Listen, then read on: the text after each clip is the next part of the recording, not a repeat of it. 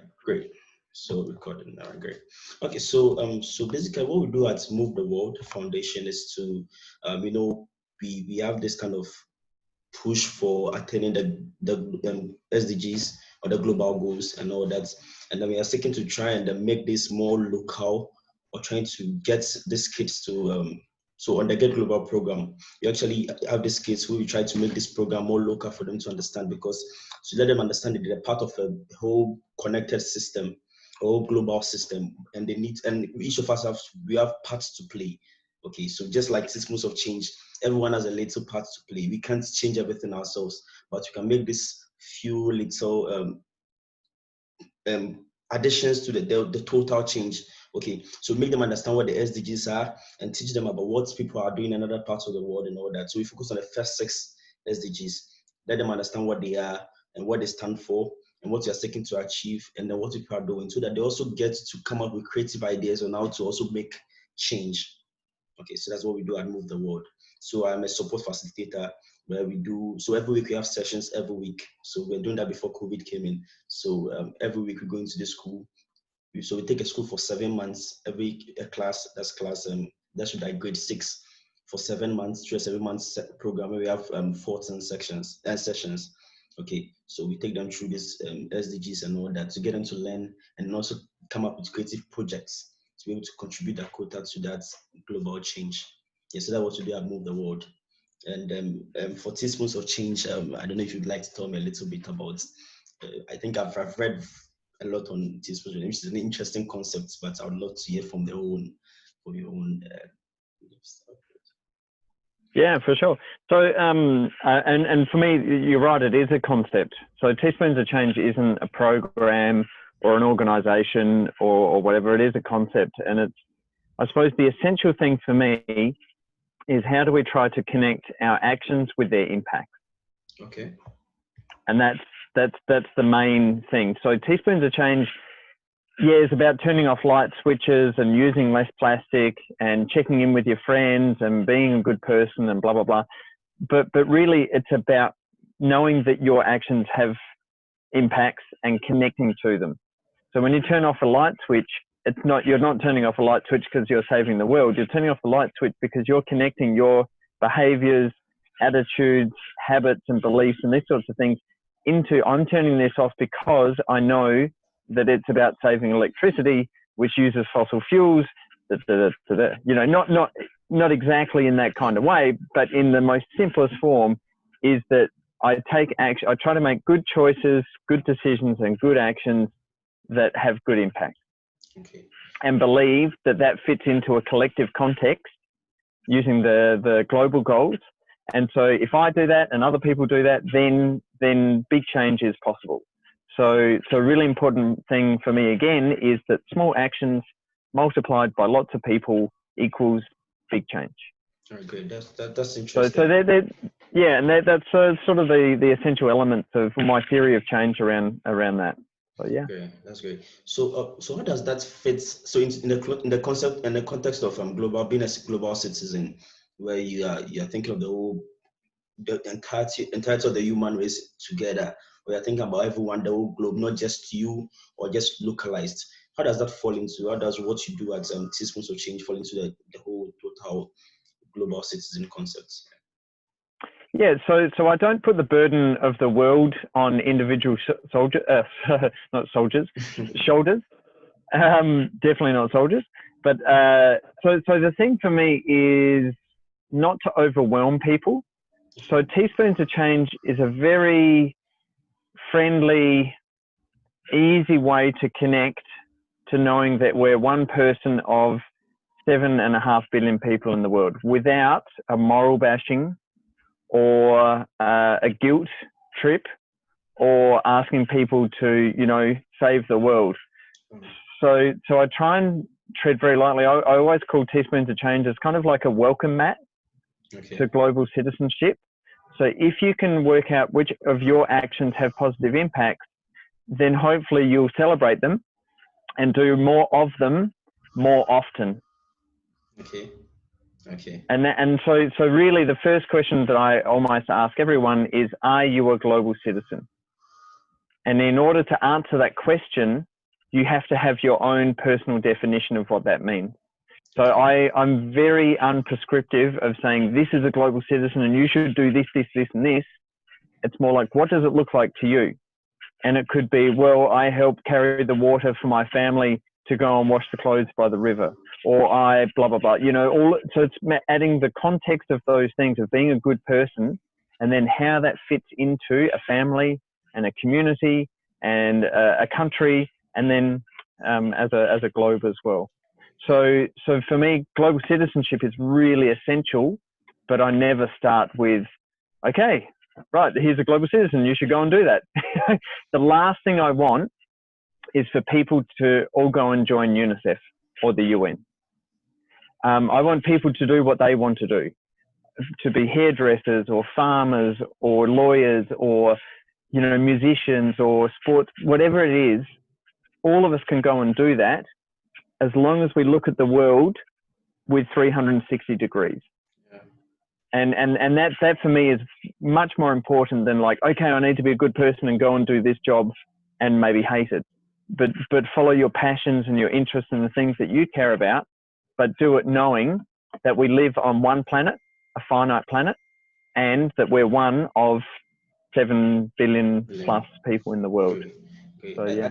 I think that's an interesting and more simplified, you know, sometimes we think of change agents and we think about those in the UN, those in the, like, these big organizations, and then people feel like their impact they do across the world is not felt or they're not recognized. So you come to, like in Ghana, where I am from, we have so many, and it's interesting in Ghana because you have so many young people trying to make change, and at a point in time, they feel like, come on, what I'm doing, some just feel like it has no impact on the greater good. But I think systems of change is an interesting concept in the fact that, in the sense that we all see that what we do has an impact for our small circle, and that transcends into a bigger and bigger and bigger change. So in Ghana, we have this proverb we all say, small drops of water make a mighty ocean.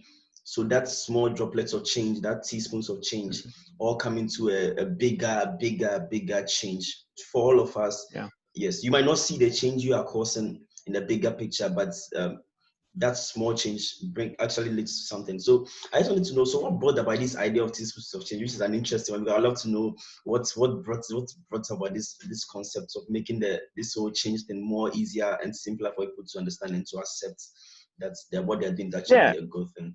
Yeah. Well, it comes from polio eradication. Okay. So when you're talking about drops in the ocean, that's where it came from me. So I was working with UNICEF and Gates Foundation and WHO and other places in polio eradication. I'm not a doctor, definitely not a doctor, but I worked as a communications person. In fact, one of my colleagues, Justice, was from Ghana as well, a good friend of mine. And so I was working in Uganda and South Sudan and other places, and Pakistan, India, these places. And you know, with polio, the vaccine prevention is 2 drops. Yeah. And what I learned was in 1988, there were 350,000 cases of polio in the world, in 125 countries in 1988. Okay. And now 32 years later, or 30 years later, in 2008, there were 33 cases in just 2 countries for the whole world for the whole year. Oh. And the way that we did that was 2 drops, 2 drops, 2 drops, 2 drops, billions of times over, to try and eradicate, you know, the second human disease after smallpox. Okay. And so that was from 2012 to 2014, around that time. And I've been working in global citizenship and climate change and blah, blah, blah, and was always like trying to fight with big change and like, yes, we need this big change and come on, like with blah, blah, blah. And so after seeing polio eradication, I just went, well, actually, really, it just comes down to individual choices, decisions, and actions. Yeah. And if we all make good choices, good decisions, and good actions, collectively, we can do amazing things. And what I found is it's not that people don't care, it's that they don't believe that their actions matter. Yeah, Exactly. And that's a little area that I wanted to try and fill, is for people to feel like that their actions do matter. And like you were saying before, one of the hardest things is that change is invisible. Yeah. So the plastic water bottle that I don't use, I can't see. You know, the plastic straw that I don't use is invisible. You can't see it. So creating change is really, really difficult, because at that moment, at that time, we can't see the positive impacts that it's creating. Yeah. And so for me, and I've lived in Africa and Central Asia and many parts around the world, I haven't bought one plastic bottle for more than 8 years. Amazing. And I can't see the number of plastic water bottles that I didn't use. Okay. But I know that I'm responsible for 0 plastic water bottles, at least me as one individual. And that's the hard part. So that's why I created a concept of teaspoons of change, to try and put a name onto those small actions that we make that feel tiny and insignificant, but try and make them like, oh yeah, I did do this and I did do that, and that's only small, but I know that it fits into the UN global goals. Amazing. Yeah.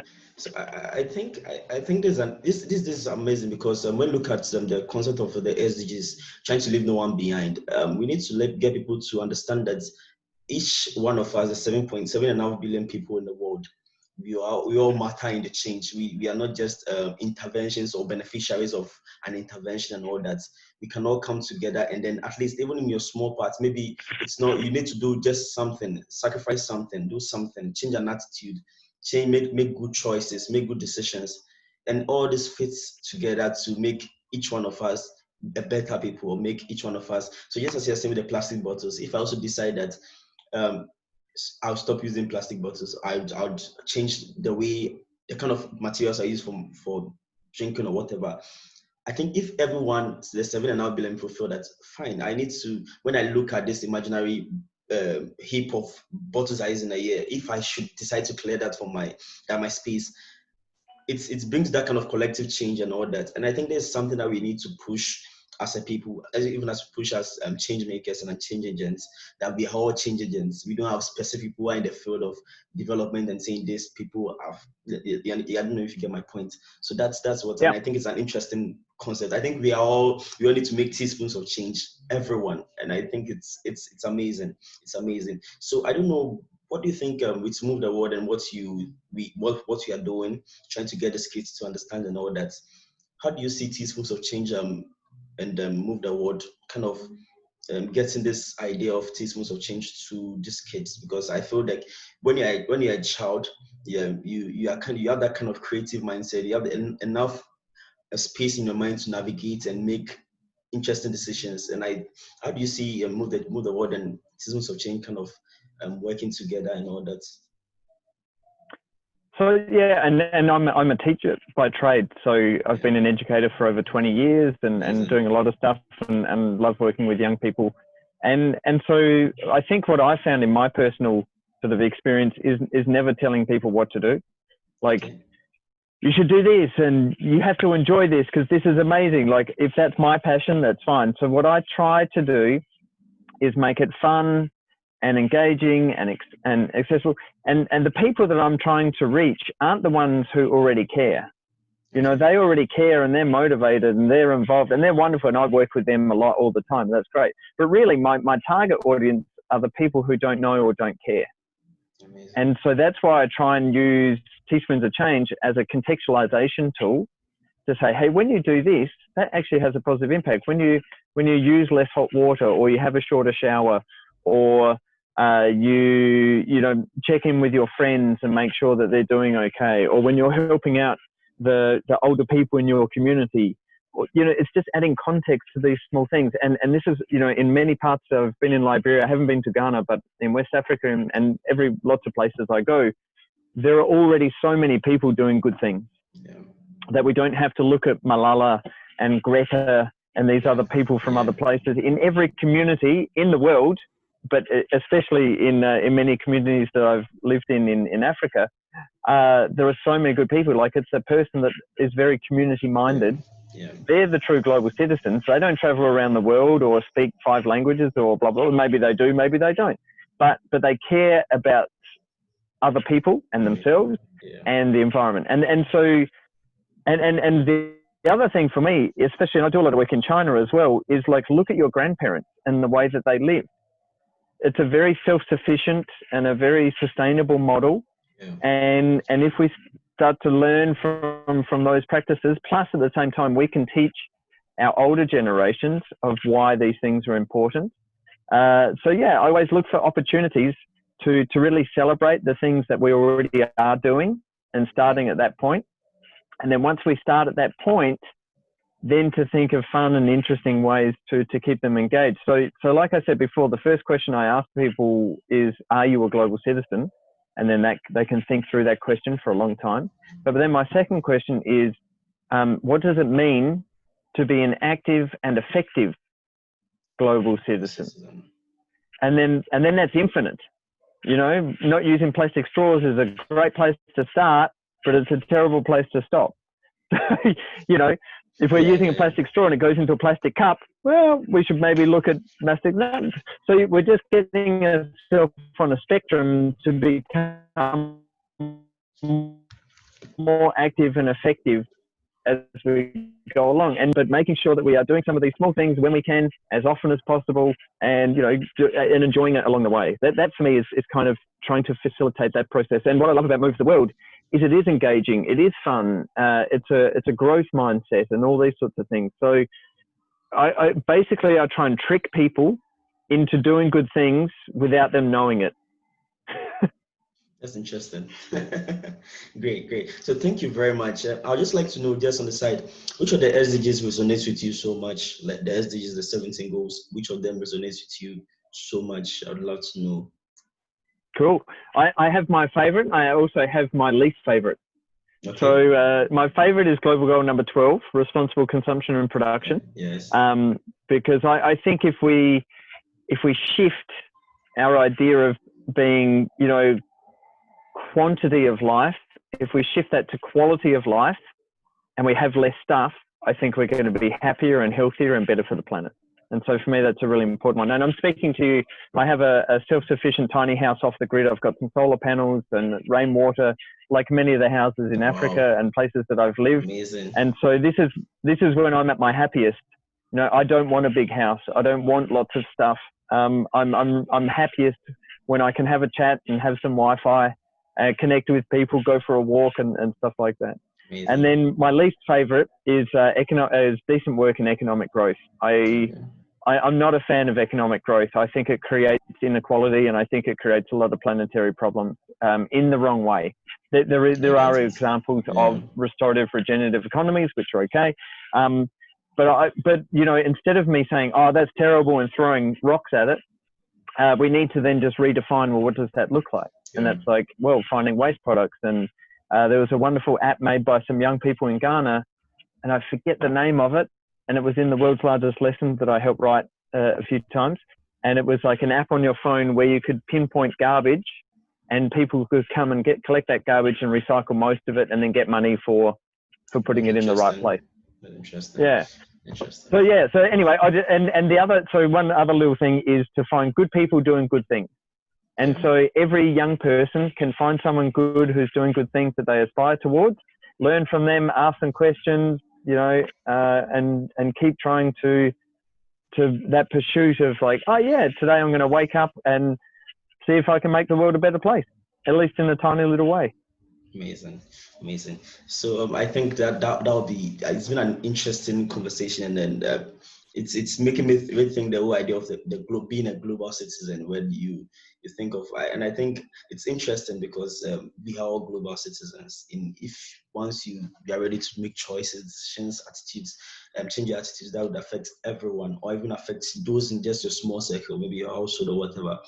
It makes you a change agent or a global citizen. And I'm grateful for having the time to kind of discuss with me what Teaspoons of Change is doing. And I it's amazing. It's amazing, I must say. Since I started reading about Teaspoons of Change and all that, it's been interesting to kind of get this concept about Teaspoons of Change.